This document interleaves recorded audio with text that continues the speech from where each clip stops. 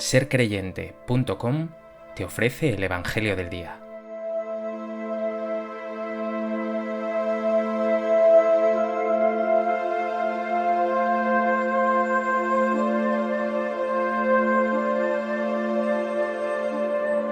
Del Evangelio de Juan.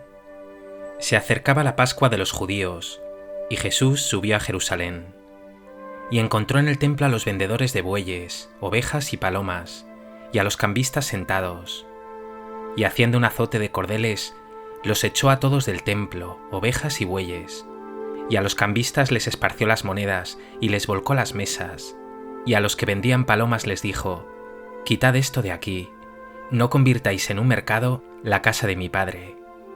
Sus discípulos se acordaron de lo que está escrito: «El celo de tu casa me devora».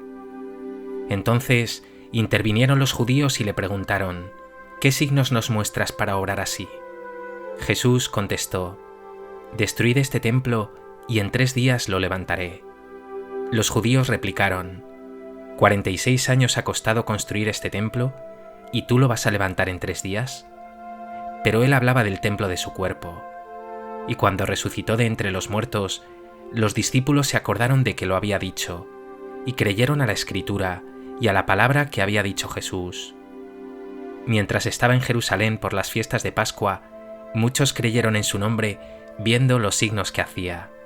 Pero Jesús no se confiaba a ellos, porque los conocía a todos, y no necesitaba el testimonio de nadie sobre un hombre, porque él sabía lo que hay dentro de cada hombre.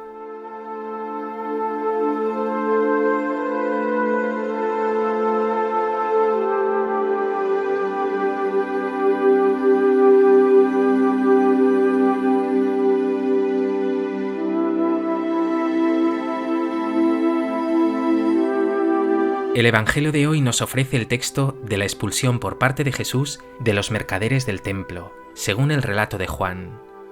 A menudo se piensa que Jesús realizó esta acción para evitar que el templo de Dios se convirtiera en un mercado y en un lugar de negocio. Ciertamente algo de eso hay, pero es mucho más.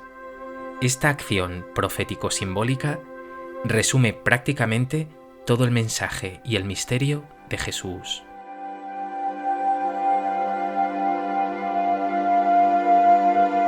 A propósito de este texto del Evangelio de Juan, me gustaría compartir contigo 3 reflexiones.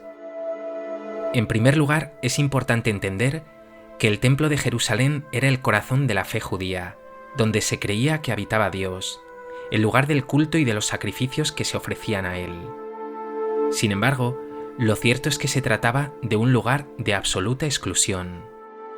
El templo estaba compuesto por distintos recintos, unos dentro de otros.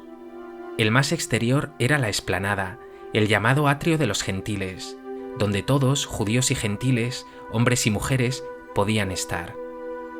Al siguiente recinto, bajo amenaza de muerte, solo podían pasar los judíos, nunca los gentiles, tampoco los impuros, es decir, enfermos, publicanos o pecadores públicos. Al siguiente recinto, solo podían acceder los varones, al siguiente, solo los sacerdotes, y al siguiente, el último, llamado Sancta Sanctorum o Santo de los Santos, donde decían que Dios habitaba, solo podía acceder el sumo sacerdote una vez al año en la fiesta de la expiación.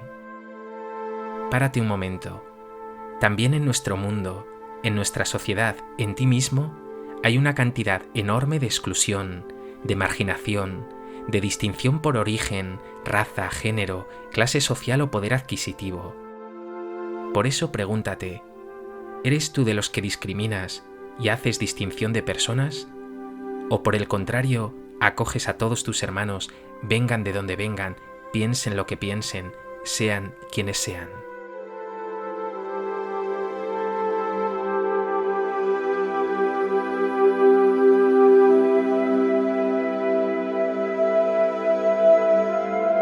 En segundo lugar, una vez que hemos visto cómo el templo era un lugar de auténtica exclusión, de marginación, de distinción de personas, estamos en condiciones de entender que cuando Jesús entra en el templo y derriba las mesas de los cambistas, esos que ofrecían la moneda propia del templo poniéndole buenos intereses, cuando vuelca las mesas de los vendedores, de aquellos que vendían animales puros que iban a ser sacrificados, Jesús está diciendo algo más que no hagáis negocio aquí. Está diciendo, este culto Dios no lo quiere. No ofrezcáis estas cosas a Dios. Jesús está diciendo, el verdadero culto a Dios exige que no haya distinción entre judíos ni extranjeros, entre hombres y mujeres, entre sanos y no sanos, es decir, entre gente que supuestamente tendría la bendición del Señor y gente que supuestamente no la tendría. Jesús, en definitiva, está diciendo, Dios ama a todos, Dios acoge a todos, sin distinción. Todo ser humano es bendito, sagrado, recibido por Dios. Dios no hace acepción de personas. Pregúntate, ¿tienes tu experiencia de que Dios acoge a todos sus hijos y se acerca a ellos, especialmente a los más necesitados?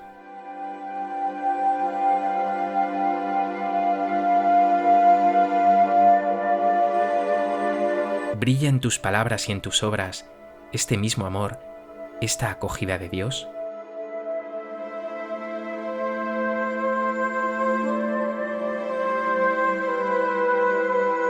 En tercer lugar, quiero fijarme brevemente en 3 detalles más del texto. Tras realizar Jesús este gesto, esta acción, se nos dice que sus discípulos se acordaron de lo que está escrito: el celo de tu casa me devora. A Jesús el reino, su Padre Dios, le apasionan. Ese celo habla de pasión, de ese fuego que arde en su interior por dar a conocer el verdadero rostro de este Dios amor. Jesús no puede permitir que en nombre de Dios se desprecie a sus hijos amados. Otro detalle es este. Nos dice el Evangelio que cuando los judíos pidieron explicaciones a Jesús, Él respondió: «Destruid este templo y en 3 días lo levantaré». Y añade, hablaba del templo de su cuerpo. El evangelista San Juan vincula este episodio a la muerte y resurrección de Jesús para decir, el verdadero templo ahora, el lugar del encuentro con Dios, ya no es esa mole de piedra por preciosa que sea, sino una persona, el Hijo de Dios, Jesús. En Él hallamos a Dios. Por último aparece esta referencia: Jesús sabía lo que hay dentro de cada hombre. Jesús no mira las apariencias, mira tu corazón. A Él no le importa que el templo y los sacrificios sean espléndidos si el culto que se da es vacío. Él mira lo profundo del corazón y en Él quiere encontrar culto verdadero, amor, acogida, misericordia. ¿Qué encontrará el Señor en tu corazón?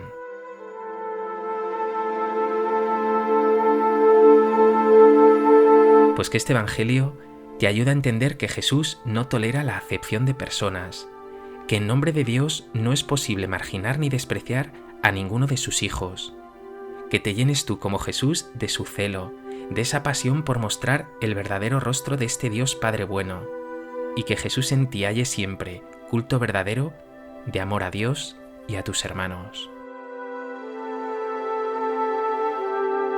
Señor Jesús, quizá tú tengas que volcar también en mí las mesas de mi egoísmo, de mi soberbia, de ese juicio permanente a mis hermanos.